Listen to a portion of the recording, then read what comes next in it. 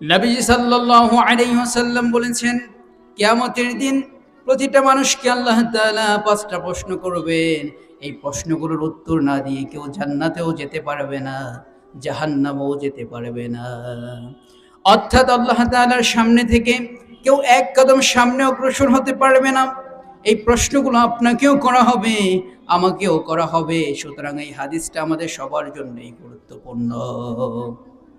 মুসনাদে আহমদের বর্ণনা। ১ নাম্বার, তোমার জীবন কোন কাজে অতিবাহিত করেছো? অর্থাৎ কাকে সন্তুষ্ট করার জন্য অতিবাহিত করেছো? আল্লাহকে নাকি মানুষকে? ২ নাম্বার, তোমার যৌবনের মহামূল্যবান সময়টা কোন কাজে ব্যবহার করেছো?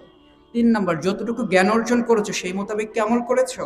আমি যে তোমাকে বিবেক দিয়েছি, তুমি ন্যায়, অন্যায়, ভালো, মন্দ বুঝতে পারতে, তারপরও সত্যের পক্ষে, ন্যায়ের পক্ষে কেন ছিলে না? ৪ নাম্বার প্রশ্ন করবেন, তুমি কোন পথে উপার্জন করেছো? অর্থাৎ কেন অন্যায় করে, জুলুম করে মানুষের সম্পদ আত্মসাৎ করেছো? জবাব দাও। আর সর্বশেষ প্রশ্ন করবেন, তোমার উপার্জিত সম্পদগুলো কেন তুমি ভালো কাজে ব্যবহার করোনি?